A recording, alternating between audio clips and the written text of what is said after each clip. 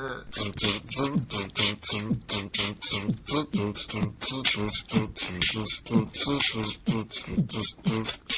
is up with you all today, party people? How you doing? Hi diddly ho diddly neighborinos, and respectful salutations to you and only you, Mr. Bobby B flat major Brackens.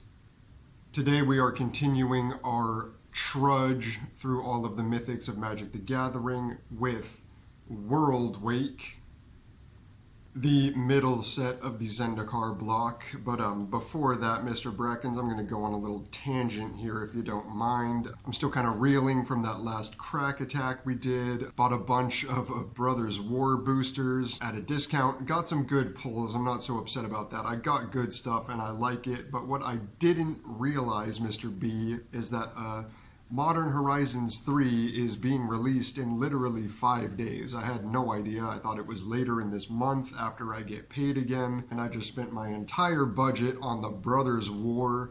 Wow. And that is going to mean that I am more than likely going to miss the release weekend and like the first month of Modern Horizons 3 being out, and quite frankly, I am peeved. Yeah, I'm really upset about this, Mr. Brackens. I mean, I've screwed up before. I've made some silly decisions. You know, I've screwed the pooch on a couple occasions, Bob, but this one really takes the cake. I mean, dropping out of college, dropping out of the Air Force, nothing really compares to this. Missing release weekend of what is certainly going to be known as the greatest set of Magic ever released is just more than I can bear right now. I can't really believe it, Bob. I really screwed up this time. You know, I thought it was a good deal. I thought, you know, oh, these packs are really cheap. I'm going to get some good stuff, some retro artifacts, you know, so I just splurge on that, get rid of my entire budget for the month on that, you know, on some bargain bin chaff when I could have been opening Modern Horizons 3 if I had just waited a few more days. You know, I was a little trigger happy on that one, Mr. Brackens. But hey, why would you spend $10 on the best cards ever made when you could spend, you know, a little less than that for the cardboard poo-poo platter? That's what they say, you know, anyone can pull out their pistol, but it takes a cowboy to know when to shoot. And despite all the boosters of Outlaws of Thunder Junction that I've opened, I am clearly not a cowboy, Mr. Brackens, because I shot at the wrong time. I did get some good cards, but also I just got a bunch of chaff, you know, and yeah, it's flavorful chaff, but did I need more chaff, Mr. Brackens? Did I really need more chaff? I could have been putting some of the most powerful cards seen in Magic into my boxes, Mr. Brackens, but instead they're just going to be filled to the bursting with chaff. Wow. Because I didn't do my research and see that Modern Horizons 3 was about to come out. Just blew my whole wad on some bargain bin boosters. Anyway, maybe I'll figure something out. Modern Horizons 3. I can't get over it, Mr. Brackens. I mean, I'm going to be crying myself to sleep all release weekend, from Friday to Sunday, probably a little bit after that, while everyone else is opening up their Eldrazi and their crazy stuff and posting it everywhere, and I'm just going to be sitting on the bench with my chaff, wondering, you know, where it all went wrong. Worldwake was released on February 5th, 2010. Welcome to a new decade of Magic, Mr. Brackens. Ow! Wow. Ow, ow, ow. This set was known for introducing multi-kicker, which, as you might be able to deduce, is being able to do a kicker multiple times. Yeah, it's really cool. Thanks for that, Wizards. Couldn't live without that. I mean, it's alright. Also, there was a big theme of like land creatures in this one, and animating lands, turning them into creatures. That's pretty cool, because the story of Worldwake is that the land of Zendikar is literally like waking up and rising against the people that live there because it's upset about these things called Eldrazi. Eldrazi! Modern Horizons 3, why? Why? Why? Why, Bobby? Why? There were some cards hinting at Eldrazi. Nobody knew what Eldrazi was at the time, so it was kind of funny, kind of cute, you know, but we'll get into that a little bit later. The sets previously where it seemed like they were kind of figuring out what the mythic rarity really meant. They were really a little bit too balanced, you know what I mean? But this one, it felt like they really took the handcuffs off and let these mythics really run wild, you know? They are mythics and they know it. They're mythics and they know it. Wow. There's 10 mythic rares in the Worldwake set, and we're covering them all starting now. First up, let's go with Eye of Ugin. This is a legendary land. It stipulates that colorless Eldrazi spells cost 2 generic mana less to cast. I figured I'd start with this one because this was the one where like nobody had any colorless Eldrazi spells to cast at this point. Nobody knew what an Eldrazi was. And so that first part of the card was just a flavorful hint at what was to come. It had no application at the time because nobody had a single Eldrazi card of any kind. Then something you could do was do this pay 7 mana and tap to search for a colorless creature and put it in your hand. You know, there were colorless creatures at that time, and you could, you know, tutor up an artifact creature for that. So that was the playability that it had at the time of release, Bob. Number 2, we got a nice little Comet Storm. That's X and 2 red mana. This was one of the ones that had multi-kicker of 1. It's just a classic burn spell. You can do X damage to a creature or player and then do that multi-creature to kind of like divide it up. But it's a little better than a Fireball. More expensive, but it's really like a custom burn spell because you can control exactly how much mana and exactly how much damage you're doing to a player, to each creature. So you can really customize it to your needs, Mr. Brackens, and that's pretty cool, I suppose. 3, we got Dragon Master Outcast. Hey ya, hey ya. It's not that Outcast, Bobby, of course. But that costs a single point of red mana, and it's a 1/1.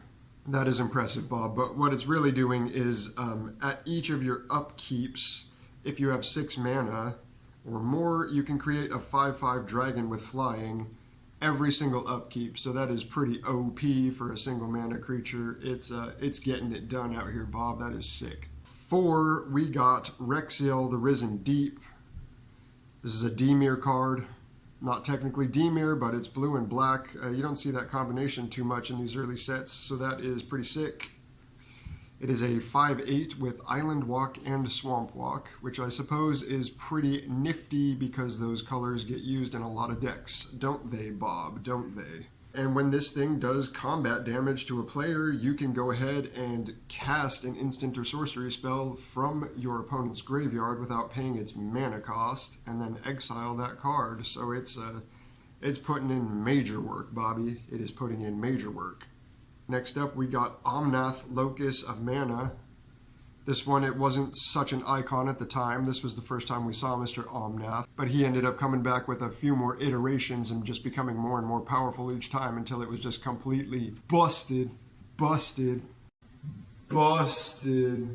Yeah, but it wasn't so busted at this point. It was just 2 and a green to come out. It was a measly 1/1 who let green mana stay in your pool and not empty out at the end of phases. Still emptied at the end of your turn, of course.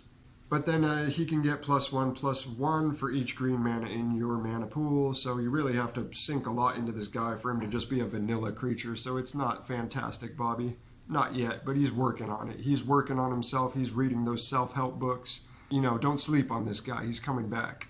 6, we got Nova Blast Worm. This guy is insane, Bobby. I think this is the highest mana cost of all the mythics. It is 3 generic, 2 green, and 2 white. It's a 7/7, and every time it attacks, you destroy all other creatures. That is good coffee. Yeah, Nova Blast Worm. Now that is a mythic. Now we're talking, Bob. When your opponent sends out Nova Blast Worm, I mean, you've got issues, Bobby. You've got problems. Next up, we got Avenger of Zendikar. coming in at 5 generic and 2 green mana. It's a 5/5. When he enters the battlefield, you can create 0/1 plant creature tokens for each land you control, which is going to be at least 7 of those creatures, probably, assuming you didn't cheat mana. Never cheat, Bobby. Never cheat. And then the landfall, where every time you get an extra land beyond that, you can put a +1/+1 counter on each of your plant creatures. This one seems kind of hard to pull off, baby, Bobby. But, at least you get a bunch of chump blockers at any rate. But it's a little expensive. I don't know, Bobby. I don't know. Have fun with this one. I'm probably going to miss it. Next up on the chopping block, we got Abyssal Persecutor. Coming in at 2 and 2 black. It's a 6/6 flying and trample with a very interesting ability, Bob. It is like the inverse of that Platinum Angel that I just cracked open a few days ago.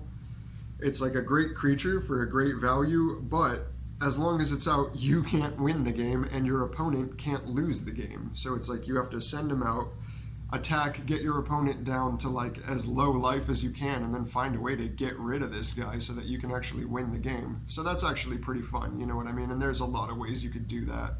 Interesting, fun, cheeky, I love it. 9, we got Admonition Angel, coming in at 3 generic and 3 white mana. That's going to be a 6/6 flyer with a landfall ability where you exile non-land permanents other than that angel every time you get a land under your control, of course. But then when it leaves the battlefield, you got to return all those exiled cards. So it's like a reoccurring Oblivion Ring or something. You know the deal, Bob. It's white. White is just always doing the same crap. You know what I mean? But hey, you get a 6/6 flyer that Oblivion Ring stuff. You know that's better than just an Oblivion Ring, isn't it, Bob? Wouldn't you agree? Okay, last up, number 10, a man who needs no introduction, Jace the Mind Sculptor. Yes, Bobby, Jace the Mind Sculptor, one of the most iconic cards in the entire game of Magic. The Boogeyman, Freddy Krueger himself, the terrorizer of tables. Everyone knows this guy. He's crazy, Bobby, and they knew he was going to be crazy. They designed him to be crazy. That's what I like about this set, Bob. The Mythics, they were intentionally overpowered, and nobody exemplifies that quite like Jace the Mind Sculptor. This Planeswalker comes out with 3 loyalty counters, and he was the first Planeswalker to have 4 activated Planeswalker abilities, and the first one to have an ability that was neutral, meaning you didn't go up or down on counters to do the ability. +2 to look at the top card of a target library, and then you can choose to put that on the bottom if that is to your liking. The 0 ability allows you to draw 3 cards, and then you gotta put 2 cards from your hand on top of your library in any order. The -1 ability is just a simple bounce, return target creature to its owner's hand, so you could get your own creatures out of trouble, but it's more likely going to just take, the biggest threat that can attack Jace off the battlefield so he can keep marching up to eventually do this world-breaking -12 ability, which is just so incredible. You exile your opponent's entire library. It's just gone, and then their hand becomes their library. So they have to shuffle up their hand, and that's their new library. Assuming he's still alive after that, you can just keep putting good cards, at the bottom of their library. And, just doing the old Charlie Sheen. Winning. All right, Bobby, so that was today's episode of Olive D Mythics Worldwake. Be sure to tune in next time for Rise of the Eldrazi. That is going to be incredibly exciting, Bobby, and it's also going to be incredibly painful for me knowing how many Eldrazi I'm potentially going to miss out on by not being able to interact in any meaningful way with Modern Horizons 3.